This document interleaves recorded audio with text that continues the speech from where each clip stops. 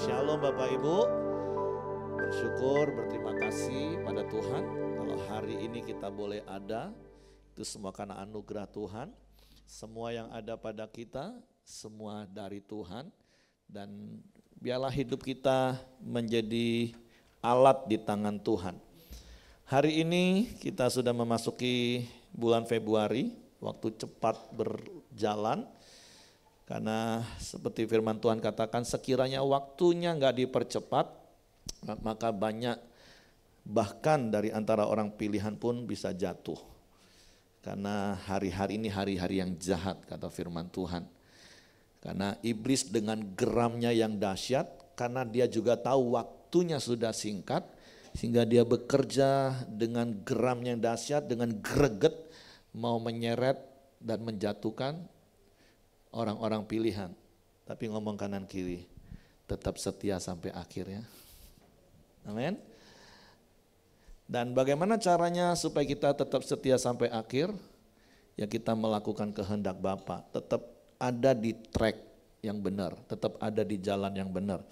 Nah, tahun lalu ini khotbah perdana saya dalam konteks mengikuti tema di tahun ini di Ibadah Raya 1. Tahun lalu kita sudah belajar bagaimana Tuhan mau hidup kita ini menghasilkan buah yang tetap. Dan kita tahu buah itu bicara tentang buah pertobatan, yaitu perubahan karakter kita yang semakin hari semakin serupa dengan Kristus. Dan itu adalah sebuah proses kehidupan seumur hidup dan itu terus harus ada progresnya. Dan saya percaya setiap kita mengalami perubahan demi perubahan dalam hidupnya dan perubahan yang semakin serupa dengan Kristus. Amin.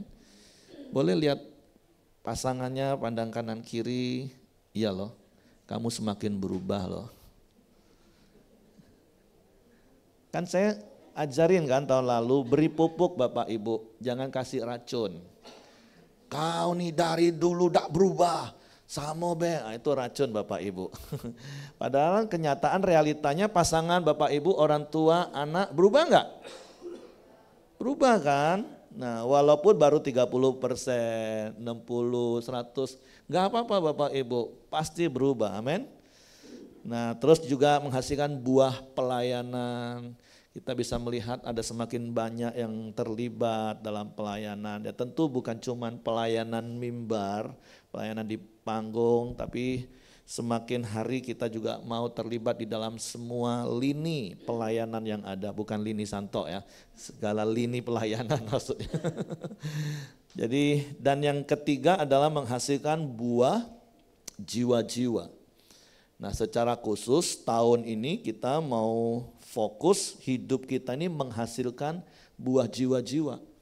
Nah saya percaya sepanjang tahun lalu kita sudah belajar proses bagaimana sampai akhirnya hidup kita menghasilkan buah. Bagaimana pertama kita semua adalah orang-orang yang sudah dipilih Allah semata-mata karena kasih karunia. Kemudian kita harus rela menjadi benih yang mati. Hidup mati ego, bukan lagi mementingkan kepentingan aku, tapi kepentingan Tuhan. Kemudian kita juga terus belajar bagaimana berakar, yang saya katakan itu juga proses seumur hidup yang harus kita lakukan bersama. Yaitu berakar di dalam firman dengan melakukan 4M setiap hari. Terima firman, renungkan firman, lakukan firman, bagikan firman.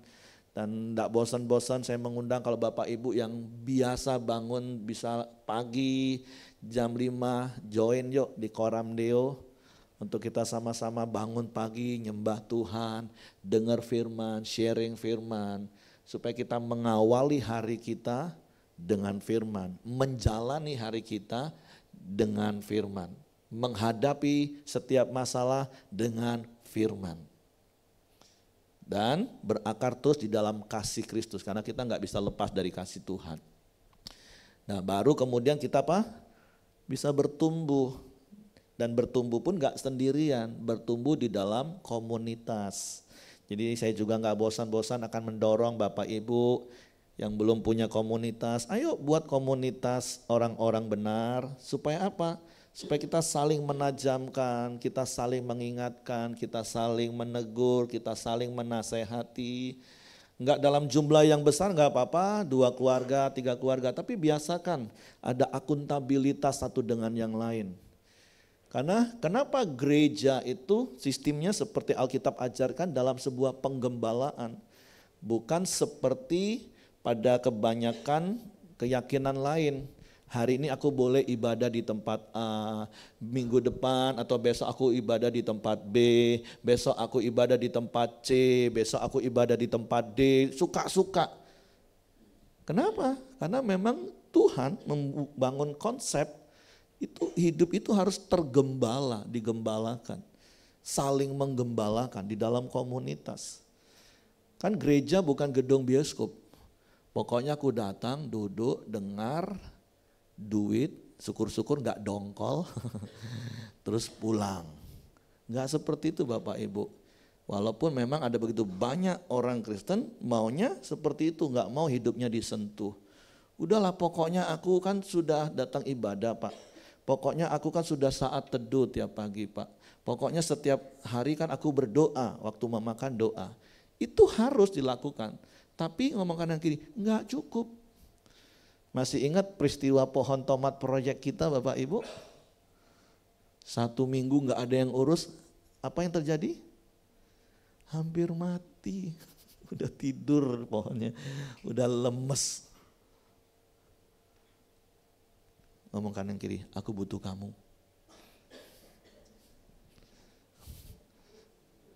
Ya kalau suami istri udah pasti, coba yang lain cari, aku juga butuh kamu loh. Kalau sampai berani ngomong aku tidak butuh kamu, urusannya lain pulang ibadah ini nanti kan. Ngomong dengan yang lain maksudnya, aku butuh kamu. Kamu butuh aku enggak? Gitu. Nah baru kita akan bisa menghasilkan buah dan terus dibersihkan terus menerus sampai menghasilkan buah yang lebat. Dan saya ingat khotbah terakhir saya katakan gak usah takut kita akan dipotong karena gak berbuah. Karena saya melihat setiap jemaat menghasilkan buah, amin. Minimal buah pertobatan itu udah pasti ada. Buah pelayanan. Nah sekali lagi secara khusus tahun ini kita mau menghasilkan buah jiwa-jiwa. Kenapa? Seperti yang saya katakan tadi, iblis dengan geramnya yang dahsyat, Wahyu katakan, dia tahu waktunya sudah sangat singkat, sehingga dia berusaha untuk menyeret semua orang jadi pengikutnya. Dan hari-hari ini itu realita yang kita lihat. Ada begitu banyak anak-anak muda, isu terbesarnya lagi bukan bicara soal pindah agama, bukan. Tapi isu terbesarnya justru mereka gak percaya Tuhan lagi. Di negara-negara yang notabene-nya dulu adalah negara agama, maka tantangan terbesarnya bukan perpindahan agama, tapi jadi gak percaya dengan Tuhan. Nah, mungkin di lingkungan kita belum sampai ke level di mana orang akan melakukan hal seperti itu. Tapi karena kita tahu, tentu berkali-kali saya harus katakan fanatisme itu harus ke dalam keyakinan kita. Fanatisme itu gak boleh menyerang keluar. Tapi karena kita yakin bahwa di dalam Yesuslah satu-satunya keselamatan, ya kita harus beritakan hal itu tanpa menyerang. Sekali lagi fanatisme itu ke dalam sebuah keyakinan yang kita pegang teguh. Nah makanya sepanjang tahun ini kita akan belajar dan fokus yang Tuhan beri dalam hidup kita memakai kata menabur dan menuai dengan sukacita. Kenapa? Karena sekali lagi untuk kita menuai jiwa-jiwa, untuk hidup kita ini menghasilkan jiwa-jiwa, maka memang harus ada yang kita kerjakan. Nah digambarkan kalau kita mau menuai jiwa, ya kita harus menabur lebih dulu. Apa yang kita tabur?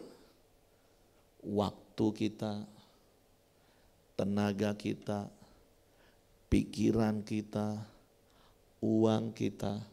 Artinya secara khusus tahun ini kita mau diajar, diingatkan, diteguhkan untuk ayo Gunakan semua yang ada pada kita yang dari Tuhan, itu untuk goalnya adalah memenangkan jiwa.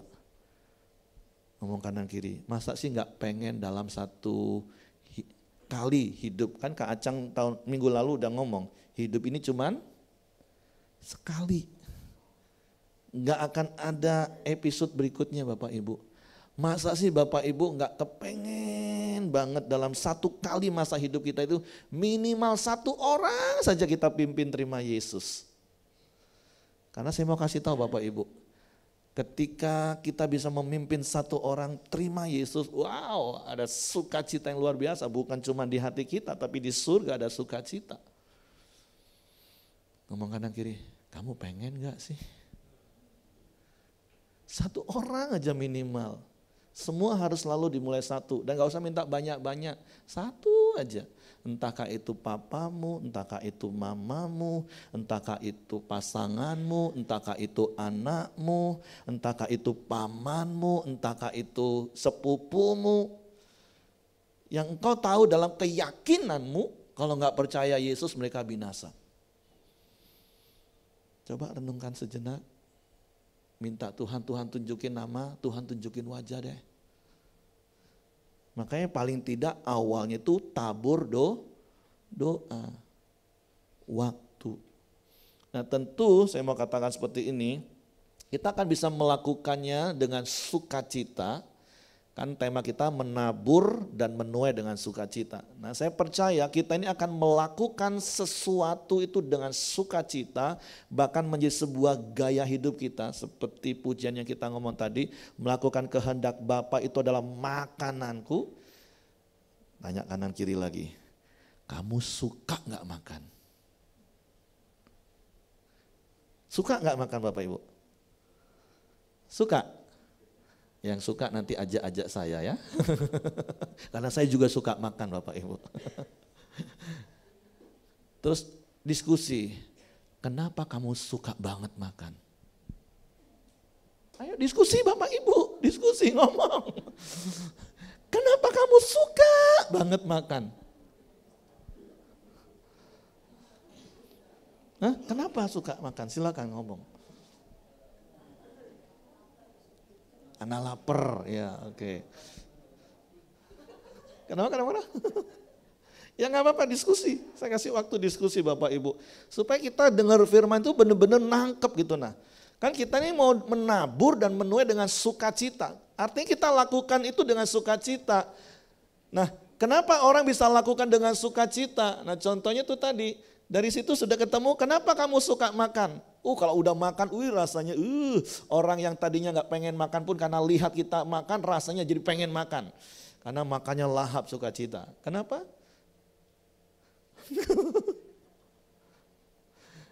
Kenapa seneng banget sih makan? Apalagi makan yang enak kan?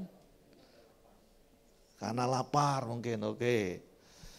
Ya sama karena lapar. Kalian Bapak Ibu kita punya gak rasa lapar untuk memenangkan jiwa? Nah itu dulu. Yang lain kenapa suka makan?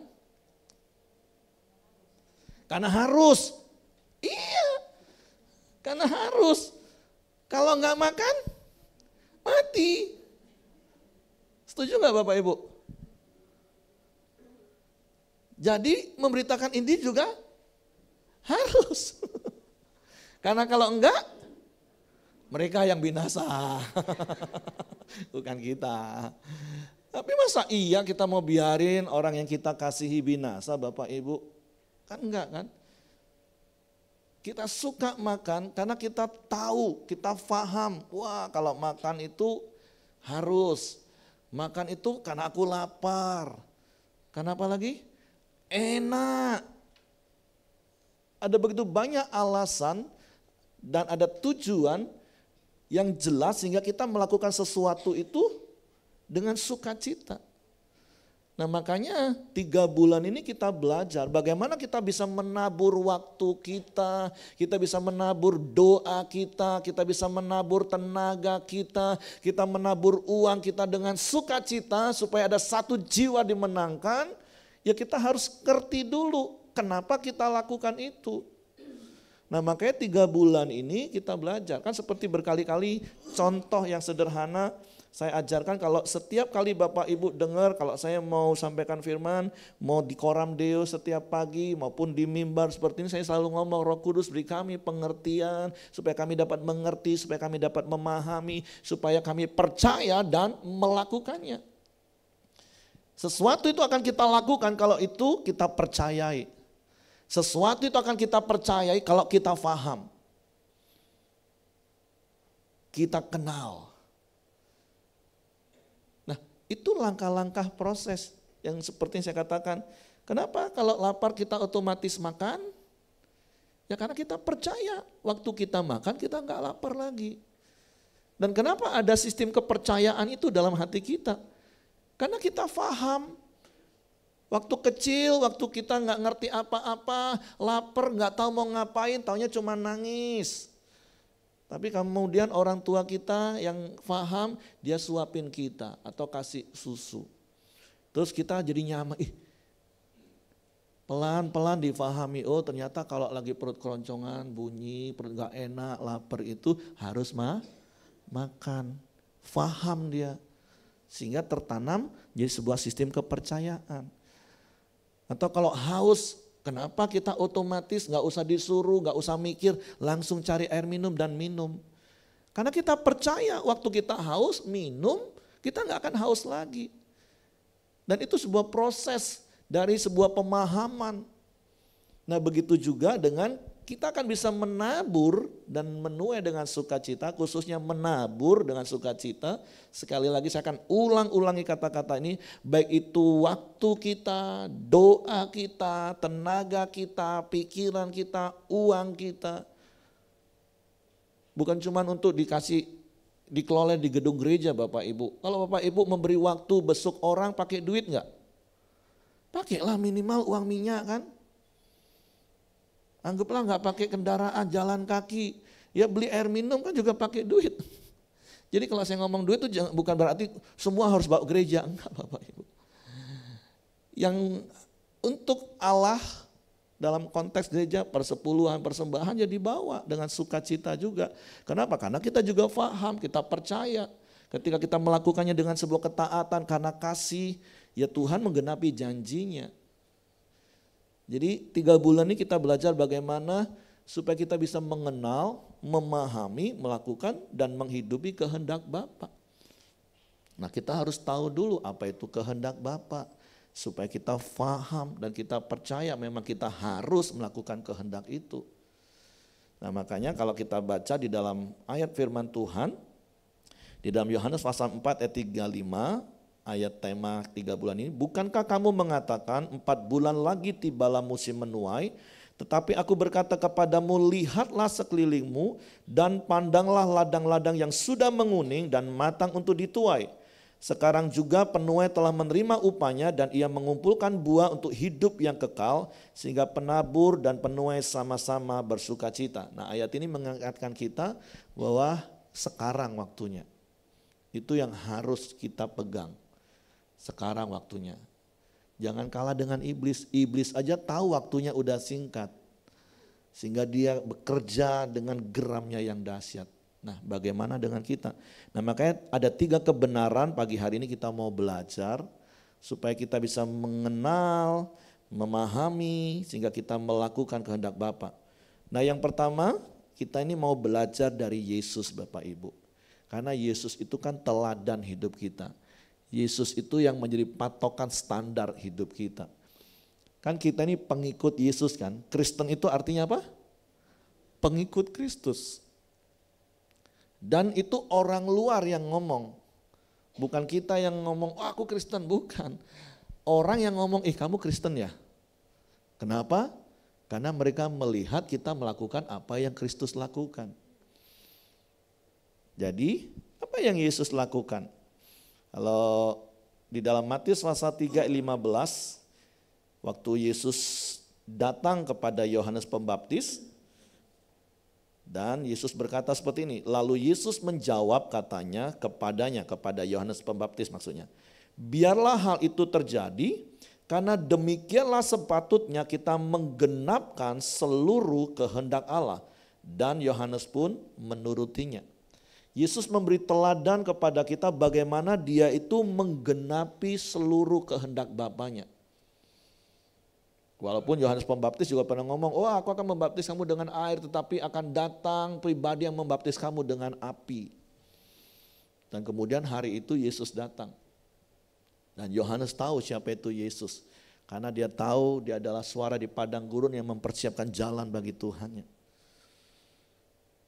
Dan ketika Yesus mau memberikan diri dibaptis, Yohanes ngomong, masa aku melepas kasutmu, aku gak layak.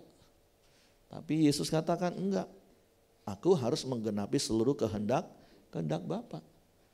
Bahkan sampai di dalam Matius pasal 26 ayat 39, itu kisah di Taman Getsemani, ketika Yesus menghadapi hari kematiannya untuk disalib untuk kita semua. Sampai 3 kali Yesus berdoa, dan kita sudah tahu semua apa doa Yesus.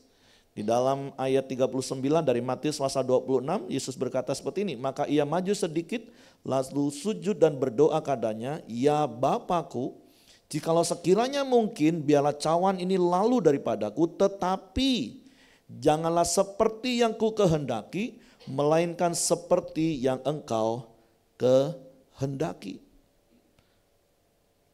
Bahkan sampai akhir hidupnya, Yesus tahu dia harus melakukan kehendak Bapanya.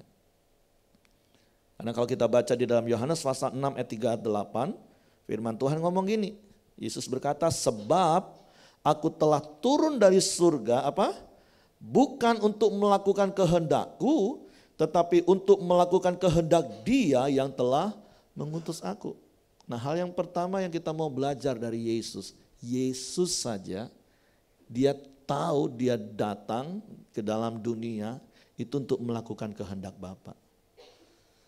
Nah, kita harus ngerti, kita ini hidup hari ini, kita ada hari ini, itu harusnya untuk melakukan kehendak Bapa. Apalagi kita tahu sekarang, harga kita ini sudah lunas dibayar, kita ini miliknya Tuhan. Jadi juga jangan cuma sekedar nyanyi aja, suka-sukamu Tuhan, suka-sukamu Tuhan. Oh, kalau nyanyinya asik banget Bapak Ibu. Tapi benar gak Tuhan boleh suka-suka dalam hidup kita? Tuhan mau hidup kita ini melakukan kehendaknya. Seperti Yesus datang ke dalam dunia, dia tahu tujuannya, dia tahu panggilannya. Nah, makanya berkali-kali Bapak Ibu dengar dari mimbar ini, temukan panggilan hidupmu, temukan tujuan hidupmu. Dan sebenarnya panggilan dan tujuan hidup kita itu adalah melakukan kehendak Bapa, Sang pemilik hidup kita. Terus bukan berarti, kalau gitu kami gak boleh punya cita-cita Pak, ya kami gak boleh punya keinginan, gak boleh punya tujuan. Selaraskan di dalam seluruh aspek hidup kita, selaras dengan kehendak Tuhan. Dalam bisnismu, dalam cita-citamu, dalam sekolahmu, dalam apapun. Tujuannya itu untuk memuliakan Tuhan. Kalau ada yang berpikir egois banget Tuhan. Ngomong lagi kanan kiri, kamu sadar kamu itu punya siapa?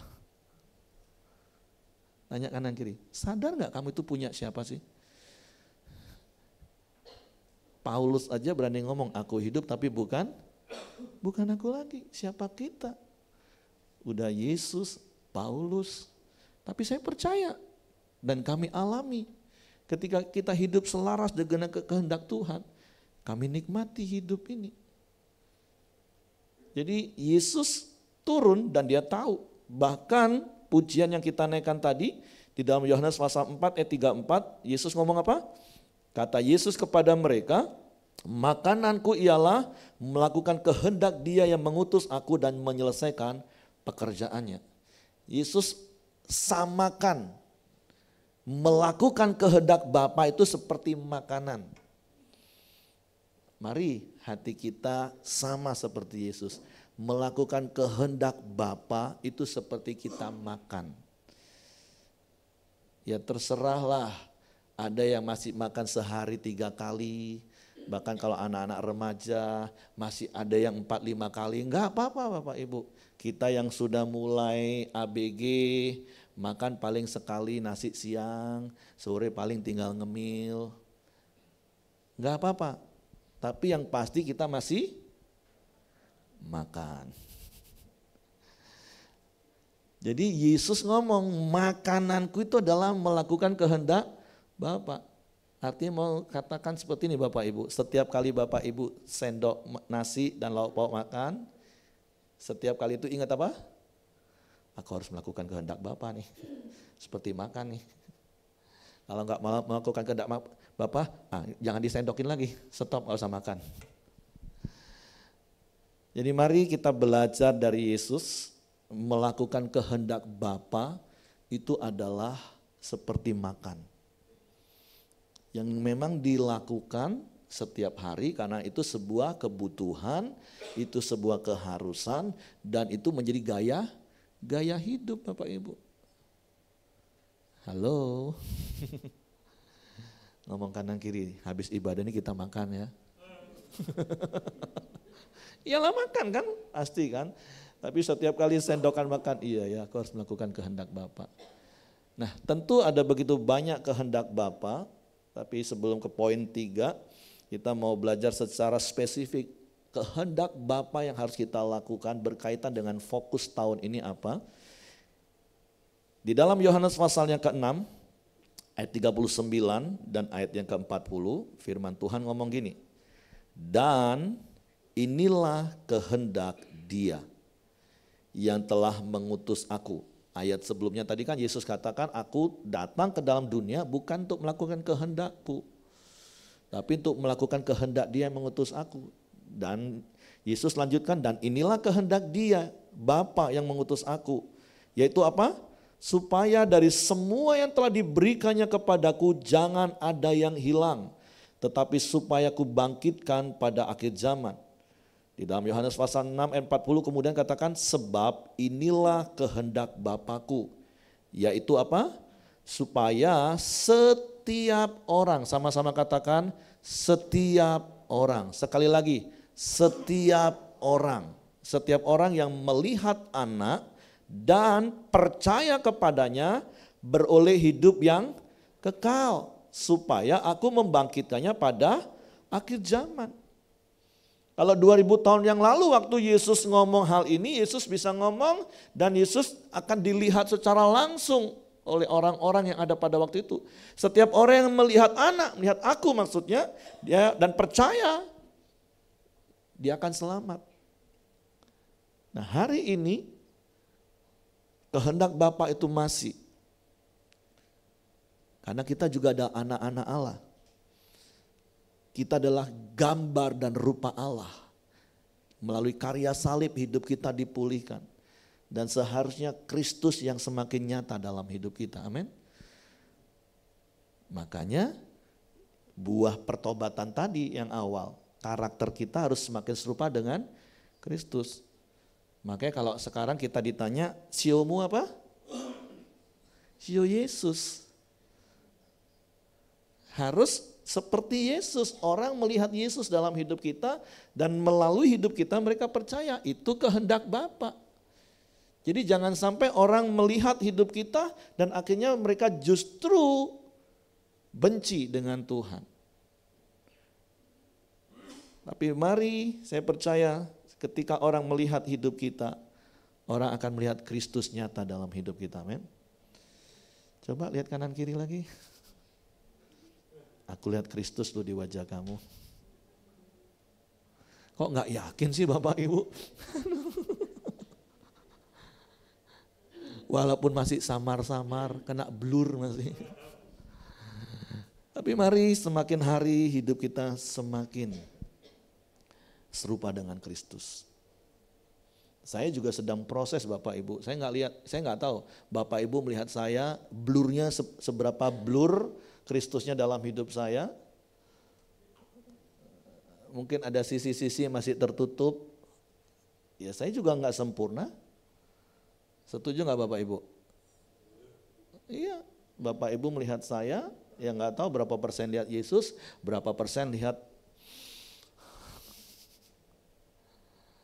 Tapi mari terus bertumbuh. Karena itu kehendak Bapa. Bahkan di dalam 2 Petrus pasal 3 ayat 9 firman Tuhan ngomong gini.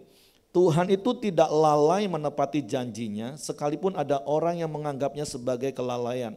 Tetapi ia sabar terhadap kamu. Karena apa? Karena ia menghendaki supaya jangan ada yang binasa, melainkan supaya semua orang, kalau tadi setiap orang, sekarang apa? Semua orang berbalik dan bertobat. Nah kalau kita baca dari Roma pasal 10 ayat 15 mulai, bagaimana orang itu bisa bertobat, bagaimana orang itu bisa punya iman, percaya kepada Yesus karena iman yang menyelamatkan. Efesus 2 ayat 8-9 katakan sebab karena kasih karunia kamu diselamatkan oleh iman. Nah di dalam Roma pasal 10 dikatakan harus ada yang diutus. Harus ada yang pergi menyampaikan kabar baik. Nah di ibadah momen Sinca kemarin saya sampaikan kabar baik dengan cara yang baik. Ya tentu kalau kita mau menyampaikan kabar baik dengan cara yang baik, minimal kita juga harus dikenal sebagai orang apa? Orang baik. Kalau kita hidup gak karu-karuan, hidup suka-suka, terus kita mau ngomong sesuatu yang baik. Jangankan ngomong, belum ngomong pun jangan-jangan orang sudah apa? Modelmu aku sudah tahu, sudah gak usah ngomong. Makanya mari Bapak Ibu serius buat pertobatannya harus lahir, muncul, nyata. Sehingga ketika kita ngomong kita bisa lakukan.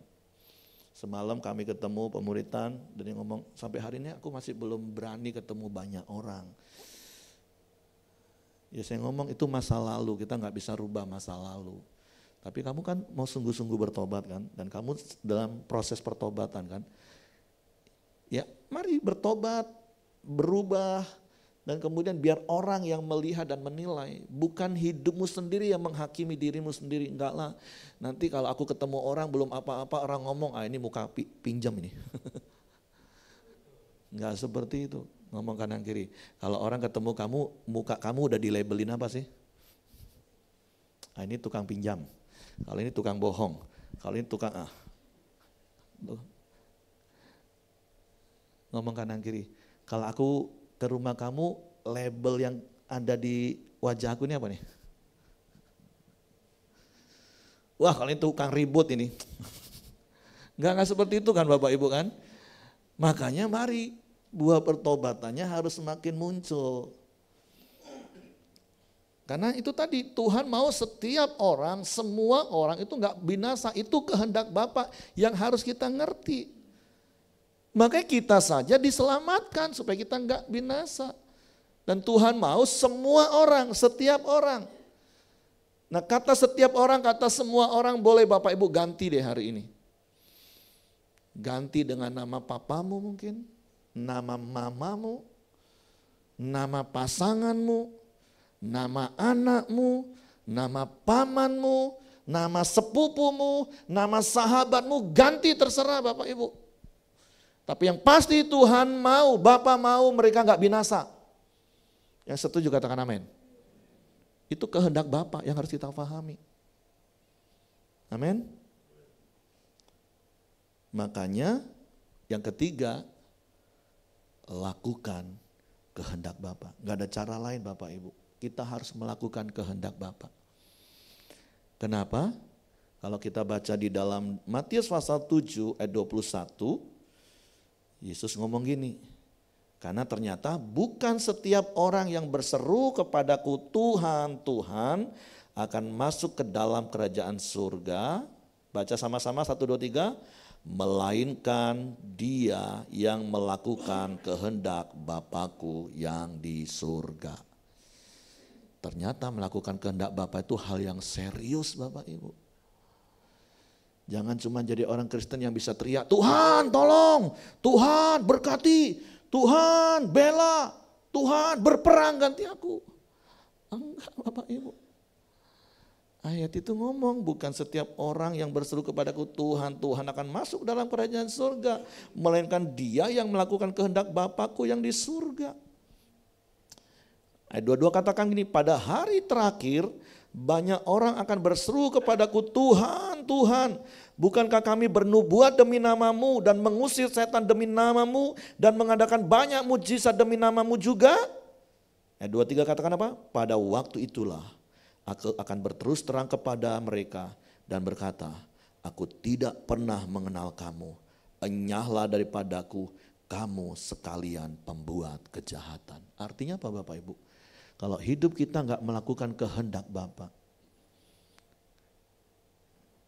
kita sama dengan orang yang melakukan kejahatan. Apa kejahatan kita? Membiarkan orang yang kita kasihi binasa. Itu kejahatan. Kalau Bapak Ibu tahu anak Bapak Ibu mau jatuh, sebagai orang yang baik yang melakukan kebaikan, apa yang harus kita lakukan Bapak Ibu? Segera tangkap kan? Makanya di camp pria itu kita diajar gini para pria. Terkadang kita ini melakukan kejahatan bukan pada waktu kita melakukan sesuatu yang jahat. Tapi pada waktu kita nggak melakukan apa-apa. Ya, yang pernah ikut camp pria dengar statement itu kan? Kita berbuat jahat itu bukan waktu kita melakukan hal yang jahat saja Bapak Ibu. Waktu kita nggak melakukan apa-apa, sementara kita tahu orang di sekitar kita akan binasa, kita sama dengan orang yang melakukan kejahatan. Dan firman Tuhan katakan, Yesus katakan, aku nggak kenal. Wow. Ternyata melakukan kehendak Bapa itu hal yang serius Bapak Ibu. Jadi mari di waktu yang singkat menjelang Maranatha Yesus datang kali kedua. Atau kalau orang tuamu sudah umurnya sudah uzur dan kita nggak tahu kapan tiba-tiba saja dia bisa dipanggil Tuhan meninggal. Ayo gunakan waktumu. Beri waktu, kunjungin, datang, doain, ngomong. Karena kalau engkau nggak lakukan itu, engkau sama dengan orang yang melakukan kejahatan. Amin. Mari renungkan firman Tuhan ini Bapak Ibu. Hidup harus dijalani, iya. Hidup harus dinikmati, iya. Prinsip hidup saya itu hidup itu dinikmati dan saya nikmati hidup. Dengan saya mengikuti kehendak Bapa. Jadi come on, hari ini saya sudah sampaikan firman Tuhan. Bahwa kehendak Bapa itu adalah semua orang, setiap orang enggak binasa. Dan caranya adalah mereka harus percaya kepada Yesus. Ngomong kanan kiri, mereka harus percaya Yesus lewat aku. Ngomong, mereka harus percaya Yesus lewat aku. Aku harus melakukan kehendak Bapa. Beritakan Injil, beritakan kabar baik dengan cara baik. Sederhana kok Injil itu Bapak Ibu, ngomong Allah mengasihimu. Allah mengasihi orang berdosa. Dia datang, dia mati di kayu salib, mencurahkan darah untuk menebus hidup. Udah itu saja sampaikan. Gak usah debat Bapak Ibu, gak usah serang agama orang, gak usah jelek-jelekin keyakinan orang, gak usah. Ngomong aja Allah mengasihi kamu. Dia datang, mati, mencurahkan darahnya untuk kamu. Dan dia bangkit naik ke surga, menyediakan tempat untuk kamu. Bagian kita cuma sampaikan Bapak Ibu. Roh Kudus yang akan bekerja, membuat dia bertobat, bukan kita. Amin. Jadi mari kenali kehendak Bapa, yaitu semua orang, setiap orang gak binasa. Renungkan itu terus menerus sampai engkau paham, iya. Papaku gak boleh binasa, mamaku gak boleh binasa, pasanganku gak boleh binasa, anakku gak boleh binasa, saudaraku gak boleh binasa. Fahami hal itu. Ketika engkau faham, maka baru saat itulah engkau akan bertindak. Tapi kalau engkau gak faham itu, engkau akan masa bodoh dengan hidup mereka. Yang penting aku mati masuk surga, urusan mereka. Tapi hari ini mari buka hatimu, dengar firman Tuhan. Kenali kehendak Bapamu, fahami. Minimal yang saya katakan tadi, kalau engkau gak bisa ngomong semua orang, setiap orang, ganti saja kata itu. dengan nama orang yang kau kasihi, yang hari ini kau tahu dia sedang menuju kepada kebinasaan. Mari tundukkan kepalamu, ambil waktu teduh di hadapan Tuhan. Berbicara secara pribadi dengan Tuhan. Tanya Tuhan, apakah sampai hari ini aku menjadi orang yang melakukan kejahatan? Karena aku gak melakukan apa-apa untuk orang yang aku kasih, yang aku tahu sementara dia berjalan menuju kebinasaan. Dan aku gak melakukan apa-apa untuk mereka. Aku hanya asyik dengan hidupku. Mari secara pribadi engkau datang kepada Tuhan.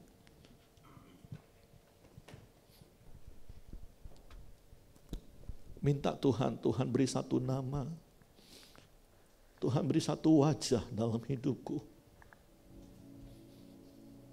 Aku mau melakukan kehendak-Mu. Yaitu supaya mereka gak binasa. Tapi supaya mereka menerima anugerah hidup yang kekal. Segalanya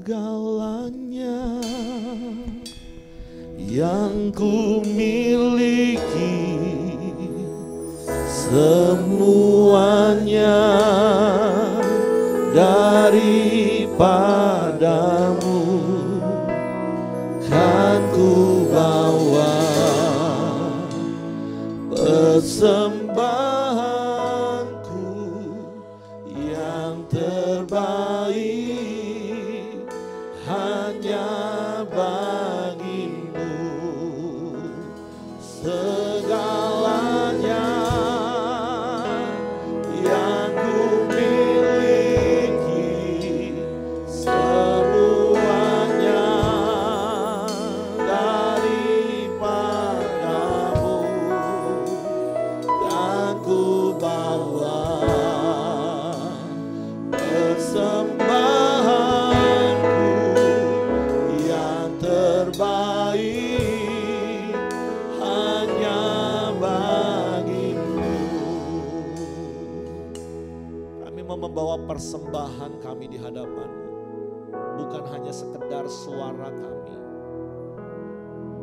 tapi kami mau membawa persembahan di hadapan-Mu, jiwa-jiwa yang diselamatkan karena mereka menerima Kau Yesus sebagai Tuhan dan Juru Selamat melalui hidup kami.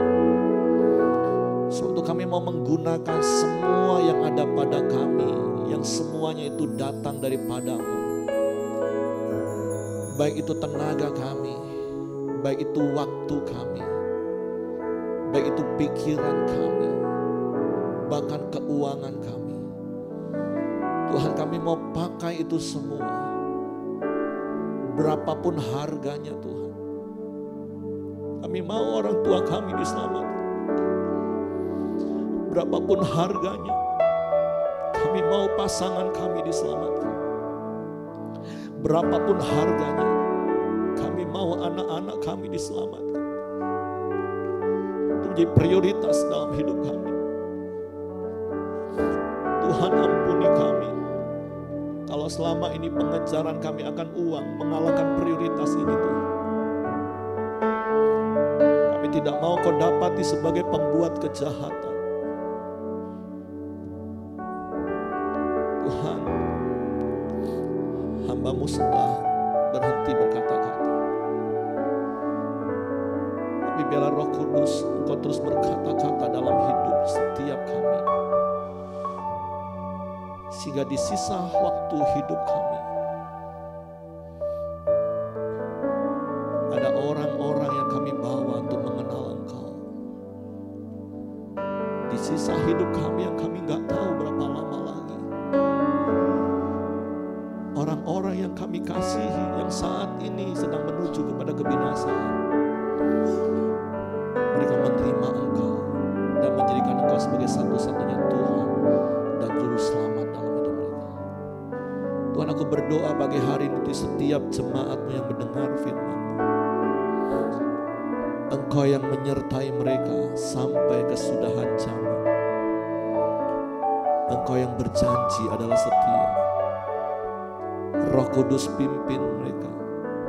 Taruh hikmat perkataan ketika mereka bertemu dengan orang-orang yang mereka kasihi, untuk mereka menyampaikan kabar baik dengan cara yang baik.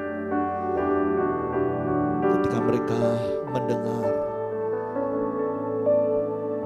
ada iman yang muncul karena kuasa Roh, karena firman-Mu yang berkata, iman timbul karena pendengaran akan firman Kristus.